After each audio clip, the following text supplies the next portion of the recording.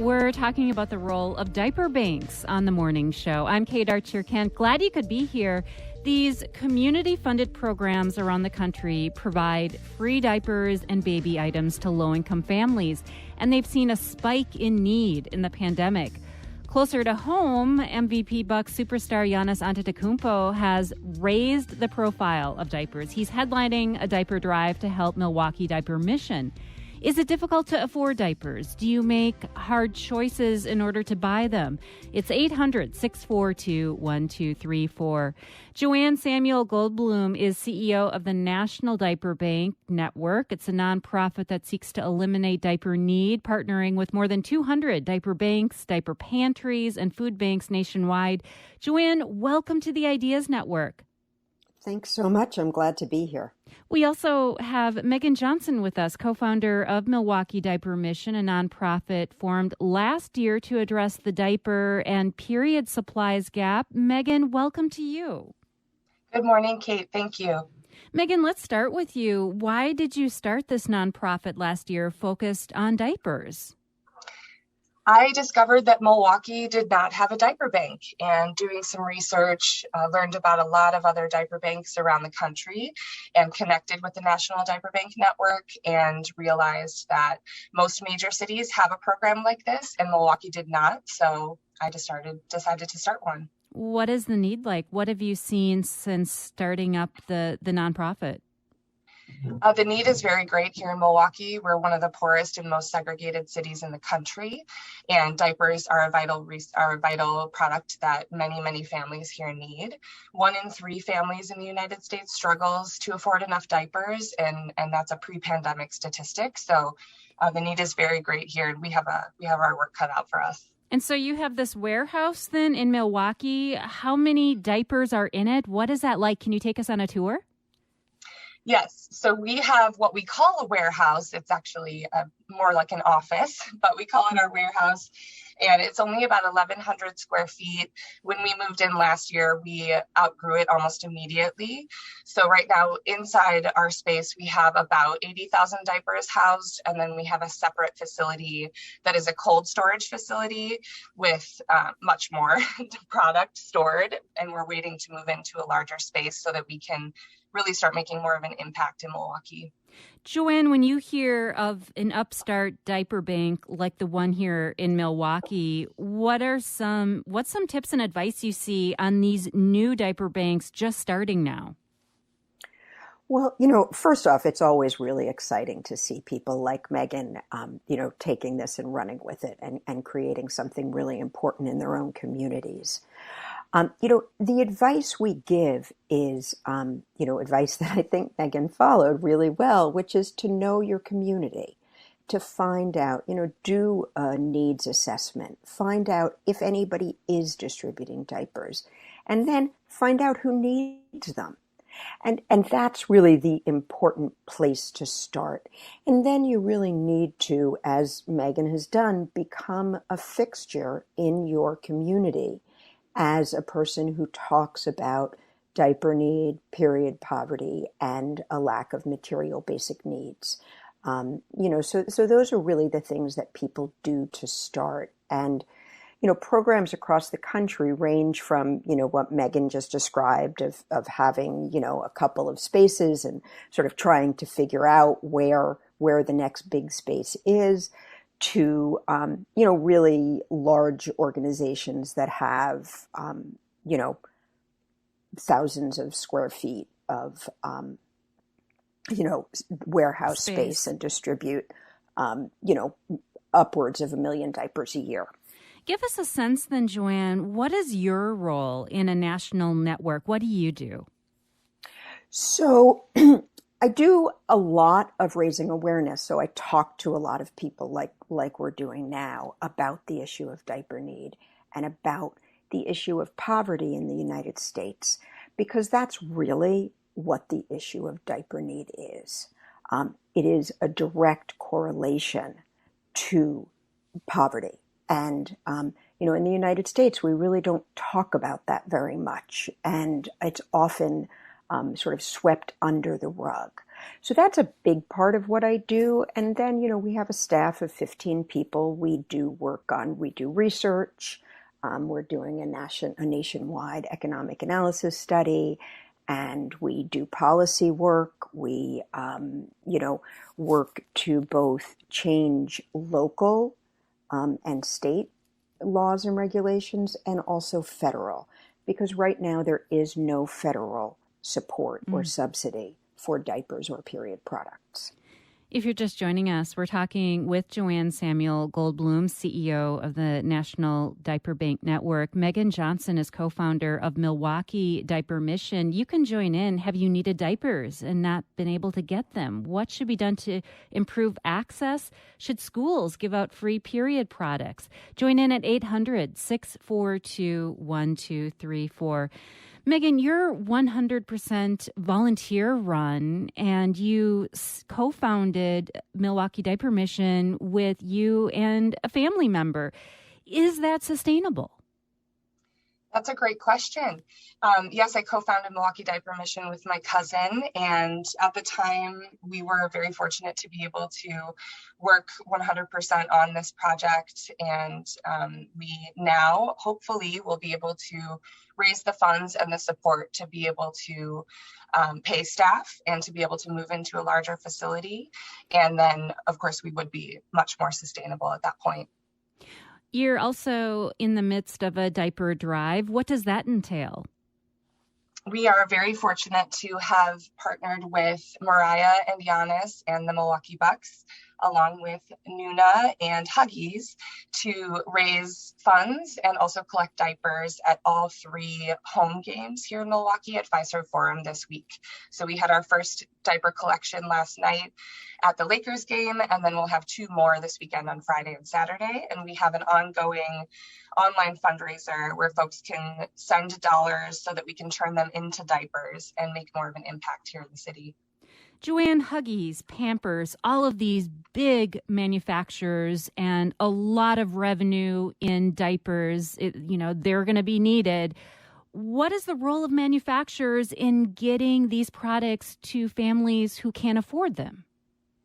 So, Huggies is the founding sponsor of the National Diaper Bank Network, and we have been partnering with them since I founded the National Diaper Bank Network 10 years ago. Over the years, in the 10 years, they have donated more than 200 million diapers to the National Diaper Bank Network, and through that to diaper banks across the country. So, we really see them, Huggies is much more than a sponsor. They truly are a partner in working to end diaper need. And so I feel really, really lucky to have that relationship. It's really been such a wonderful thing, both for the work we do nationally and for local diaper banks. We've seen such huge supply chain issues. We've seen a run on toilet paper. What have you seen in the area of diapers in these times in the pandemic? People ask about this, and I always say, I'm a social worker. I'm not a logistics person we have seen, we certainly are hearing the same thing that everyone else is, that there are supply chain issues. We have found that we are able to get diapers. It's not always from the same manufacturers, for the same place that we might have previously, but we have not been in a position where it is not possible to get diapers. So, that is our experience. I think that while some of it is supply chain, I think that some of it goes back to, hoarding and people hearing that there's a problem and then buying more than they need. We have Joanne Samuel Goldblum there, leads the National Diaper Bank Network. Megan Johnson with us, leads the volunteer-run Milwaukee Diaper Mission. What has it been like for you to get diapers in the pandemic? Have you led a diaper drive in your community? What is the need like where you are and for baby supplies in general? Join in 800-642-1234. Back in a minute for more conversation here on the Ideas Network.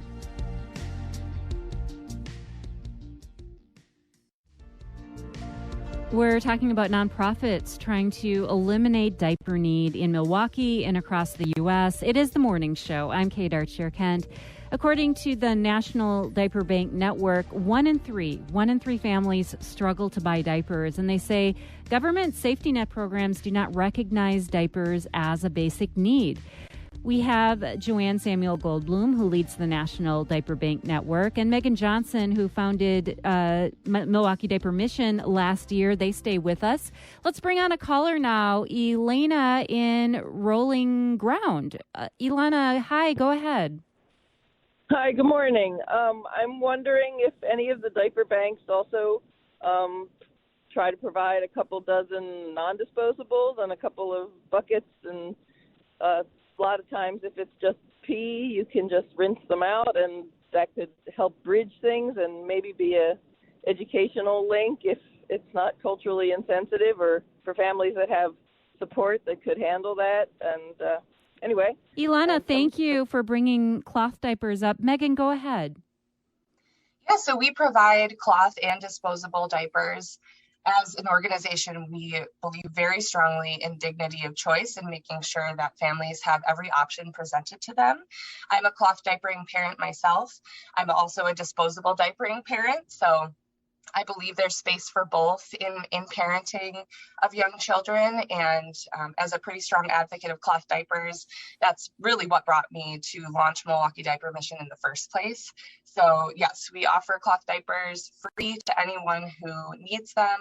We offer education. We teach virtual classes to families and ongoing support. So if they ever have questions or need help, we are there for them. Joanne, what is the network's position on cloth diapers? Very much the same as what Megan just said. Most of our member diaper banks offer both cloth and disposable. The thing that we always say, though, just to sort of set the stage, according to the Real Diaper Association, which is the cloth diaper association in the United States, only about 10% of U.S. Americans use cloth. So I would say that's pretty well reflected in the diaper bank community in terms of what folks are asking for from diaper banks.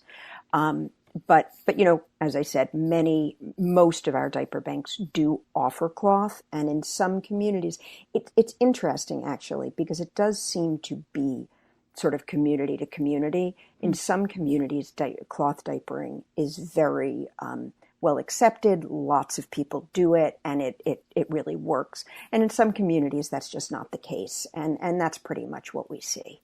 In the last moments, I want to turn to government. Joanne, many state governments are receiving an infusion of ARPA pandemic relief aid. Have you seen any movement towards states putting money into their diaper bank programs or using federal resources on diapers? Yeah, actually we have, and some during COVID and some prior. So California, for example, has actually done a lot with funding diapers. They have done two different things. One is they created a diaper stipend, about $30 a month per diaper wearing child for families who receive CalWORKs. They also have independently funded a number of diaper programs throughout the state of California. Connecticut has also used TANF dollars, Temporary Assistance for Needy Families dollars, to pay for diapers. And there has been now during COVID a number of states, for example, Georgia just has announced that they will be putting ARPA money towards diapers. And there have been a number of other states as well. I do think that is really, really the direction that things are moving in. So I'm very, very optimistic about that. Megan, I want to give the last word to you. What do you see as the next steps for Milwaukee Diaper Mission? And what would you say for people who do want to help? So we always say that diaper banks run on diapers, dollars, and doers. So those three things are what we need most right now. People can donate diapers to us. People can send a monetary contribution to us. And then, of course, we need volunteers to help us package product and get it out the door. As I mentioned before, we are bursting at the seams in our current space. And so the next step is to find a much larger facility that we can not only accept more donations of diapers into and package, we can have volunteer shifts where, local companies can bring in their staff to do a day of service. We can have school groups come in and help us. So that's really the vision for 2022, is locating a new space and raising the funds to be able to support it. Megan, thank you for joining us. Thank you very much for having me. And Joanne, thank you for being here. My pleasure. Thank you so much. Megan Johnson is CEO and co-founder of Milwaukee Diaper Mission. Joanne Samuel Goldblum, CEO of the National Diaper Bank Network. For more information about their nonprofits, we have them at wpr.org/mornings.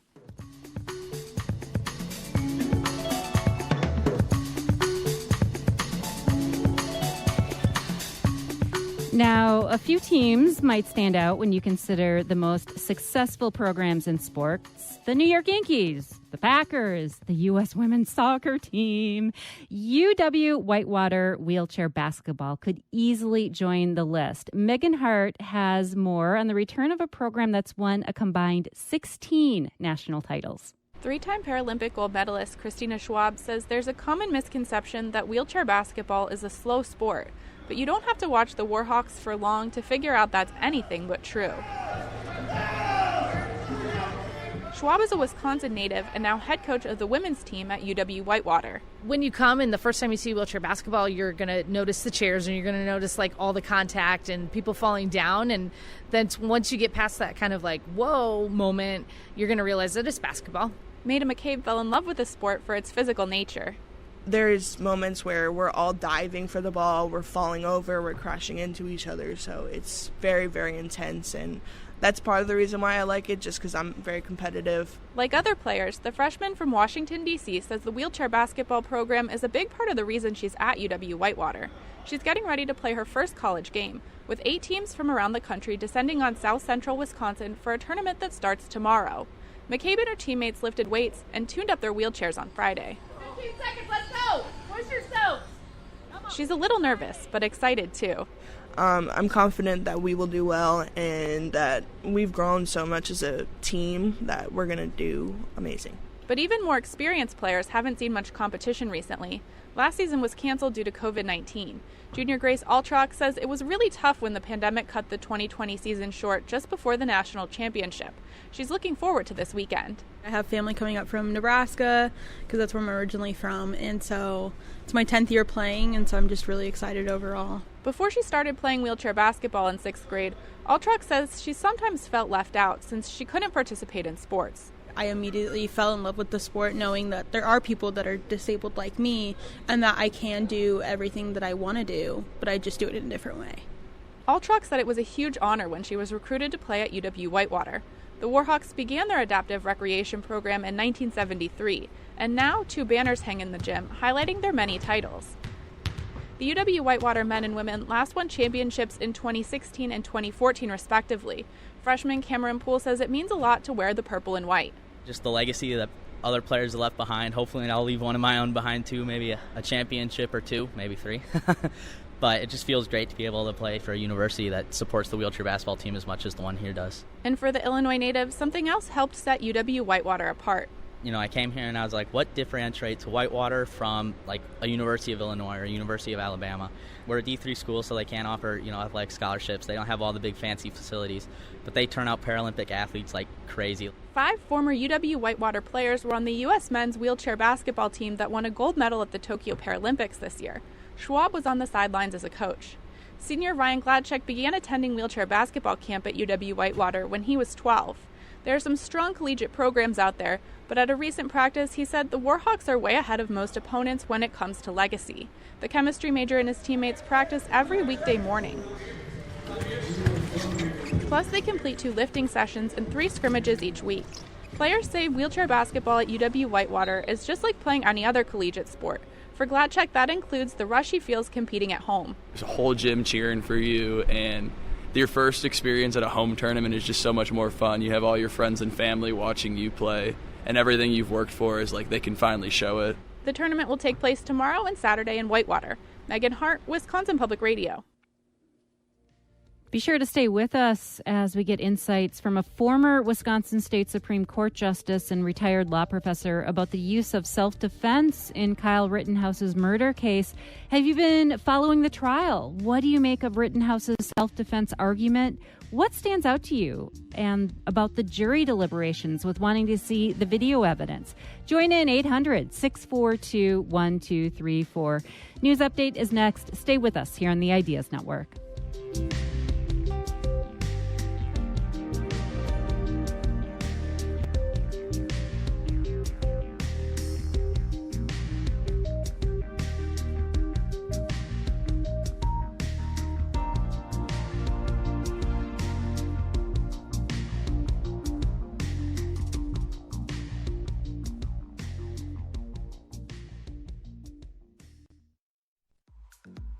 We're discussing the Kyle Rittenhouse homicide trial with a distinguished law professor as jury deliberations continue. It is the morning show. I'm Kate Archer-Kent.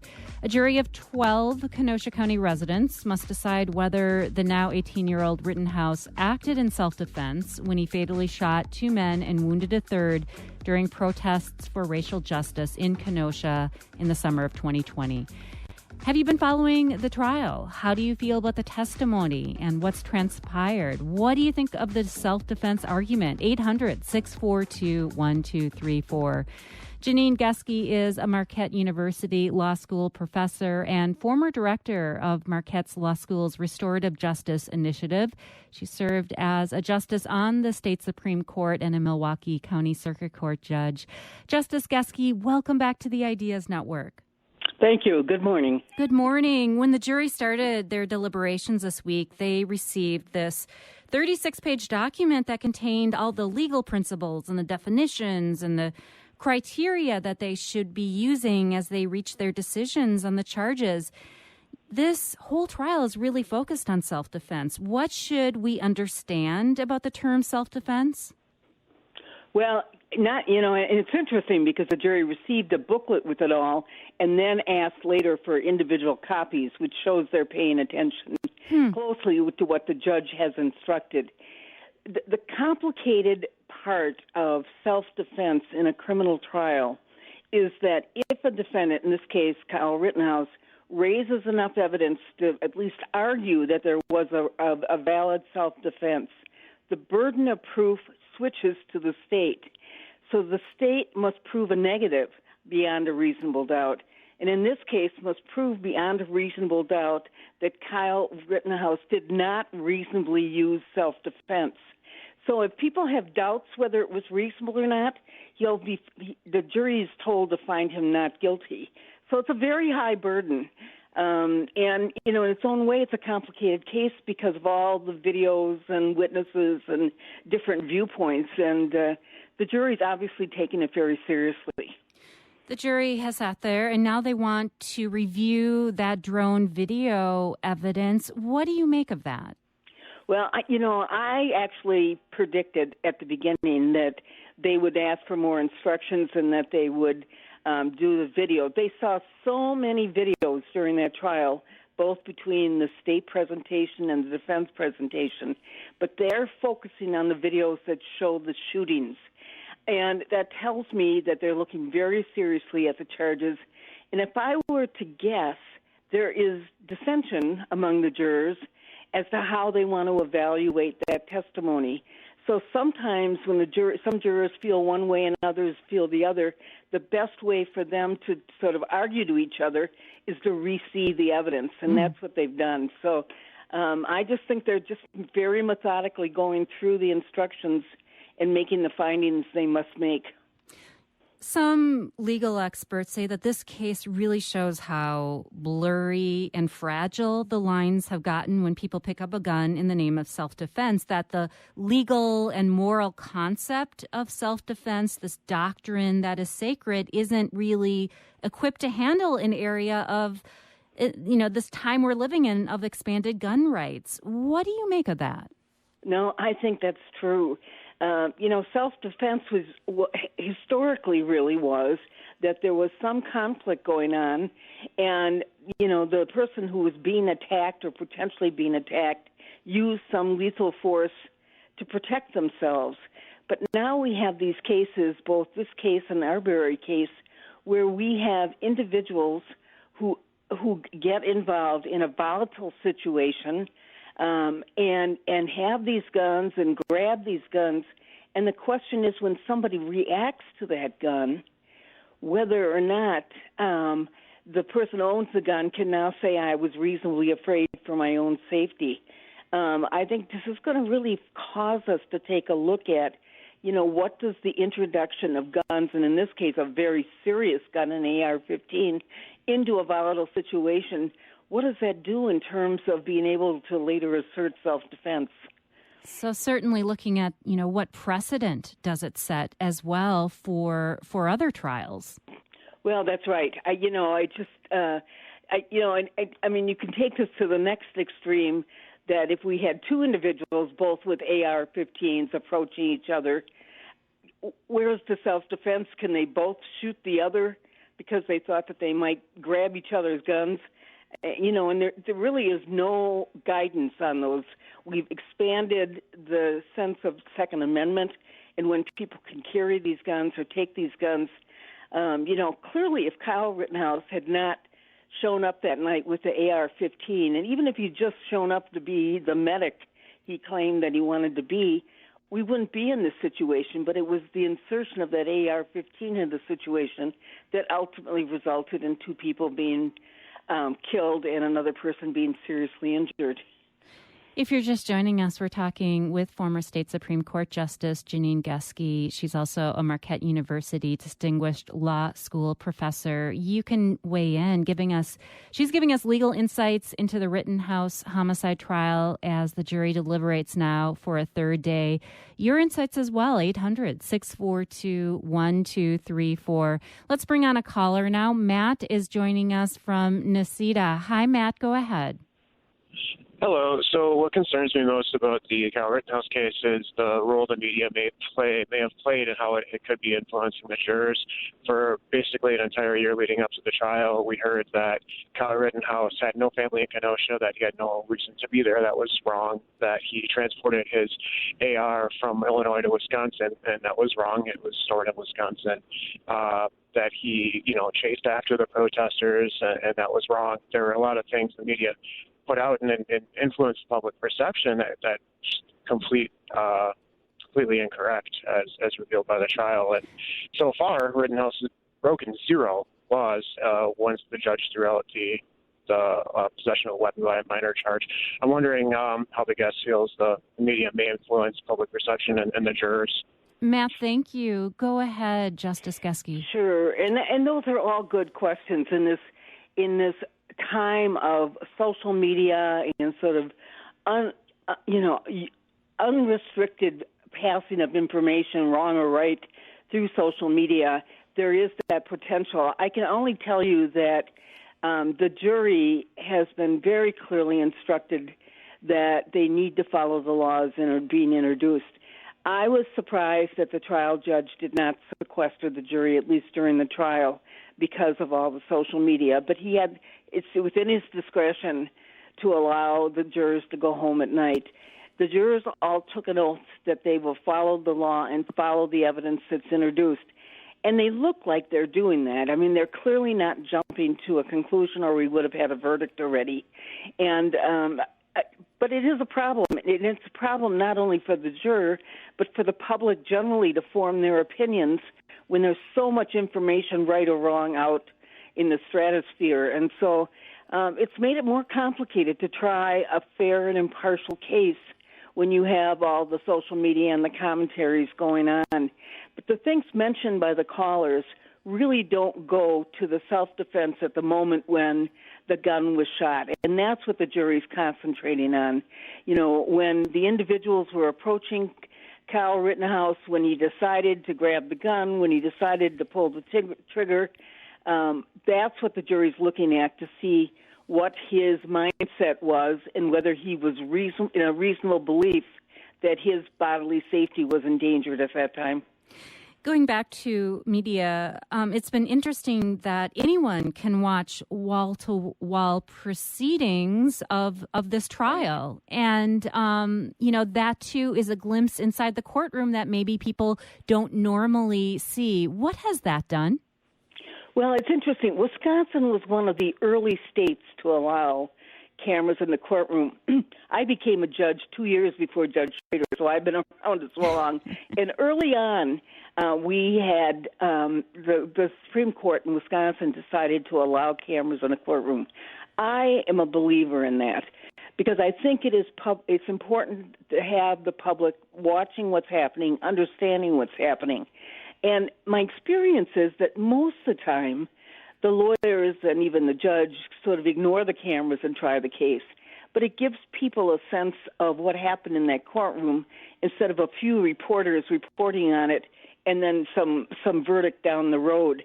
Now, that being said, in this case, there's been a lot of analysis, and the judge is quirky, I think. I think he's legally strong, but he's quirky. And so there's been a lot of attention spent to sort of his different kinds of approaches on things. But ultimately, I think, people who wanted to hear could exactly hear what the jury heard and come to their own conclusions after listening to the instructions of whether Kyle Rittenhouse is guilty of these crimes or whether he exercised reasonable self-defense. As you mentioned, quirky, let's talk more about Judge Schrader with Steve now in Sun Prairie. Steve, hi. What would you like to ask about the judge?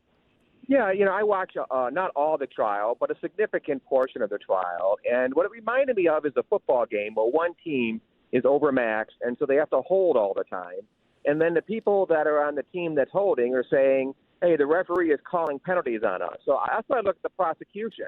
It seemed like they didn't have much of a case. They were throwing Hail Marys out there, and the judge called him on it and, verbally reprimanded him, I think, for 12 minutes or so. Is that common when a defense attorney or a prosecutor is breaking the rules of engagement of a hearing and that the judge would admonish someone that publicly in that way?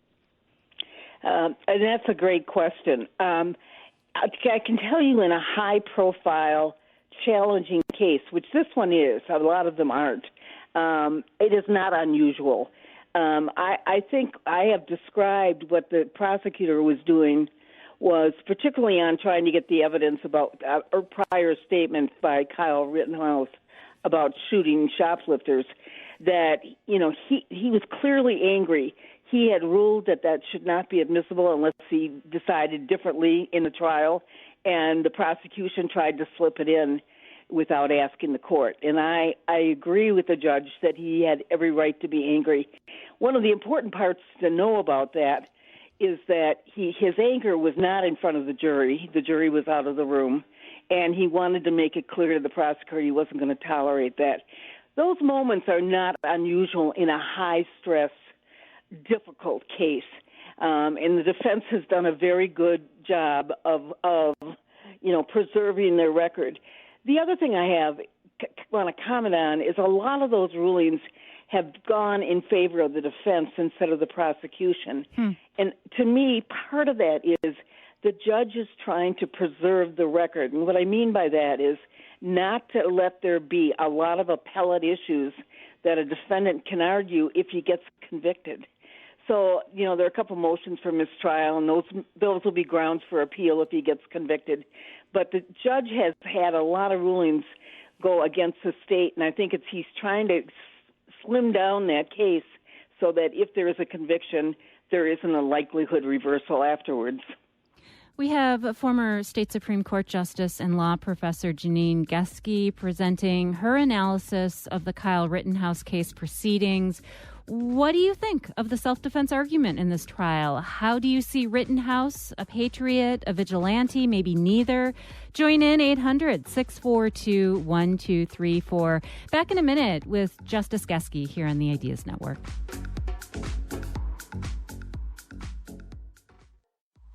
We're getting reaction to the Rittenhouse trial and the self-defense argument in particular on the morning show. I'm Kate Archer-Kent. On Wednesday, we saw the 12-member jury asked about viewing photos and drone video evidence as they attempted to find consensus over whether to convict or acquit Rittenhouse on 5 counts, including 2 homicide charges. How do you feel about the video evidence presented? What stands out? Are you a Kenosha County resident? What is it like to live in these times? Still time, 800-642-1234. Marquette Law School professor, former state Supreme Court Justice Janine Geske stays with us. We heard from Nancy in Verona, called in, couldn't stay with us, Justice. And Nancy wants to know what role multiple gunshots play in self-defense. How can Kyle Rittenhouse claim self-defense if he shot someone multiple times, Nancy asks. Well, that's an excellent question. And, there were 4 shots fired in the one homicide.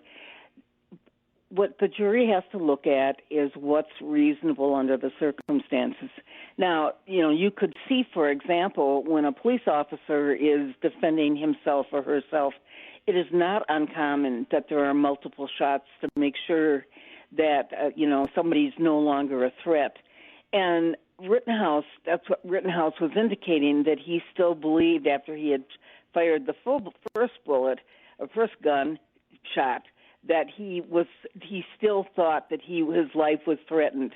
And so it's all into what 12 people believe was reasonable under the circumstances for Kyle Rittenhouse to believe. That certainly was a strong argument that the state has, that I think the first shot hit his pelvis, and he was not armed, and the likelihood that he needed to put 3 more bullets in, one of which turned out to be the lethal bullet, was an excessive use of self-defense.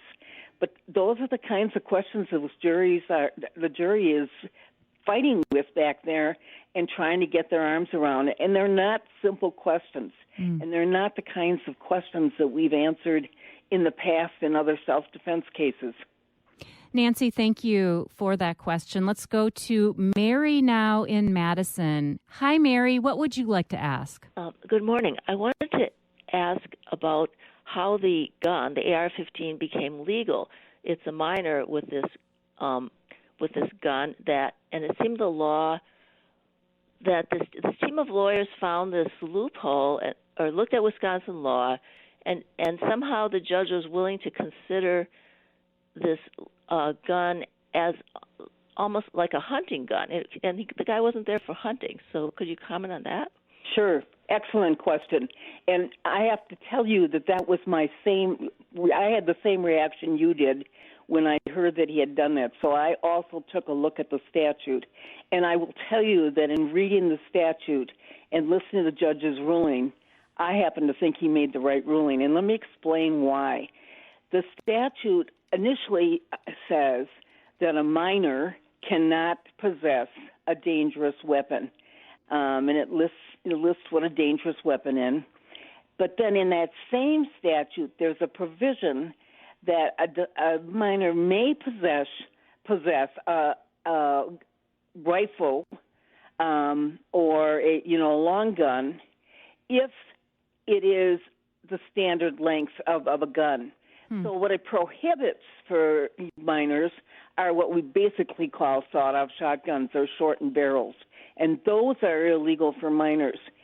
I believe the reason for that statute, and no one's had time, including me, to go back and research it, was that the legislature did not want to criminalize farm kids that used a gun on the farms, or hunting kinds of situations where minors will often have rifles or long guns.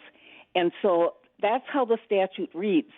The only way you can criminalize what Rittenhouse had in terms of a weapon would be for the legislature to change the statute.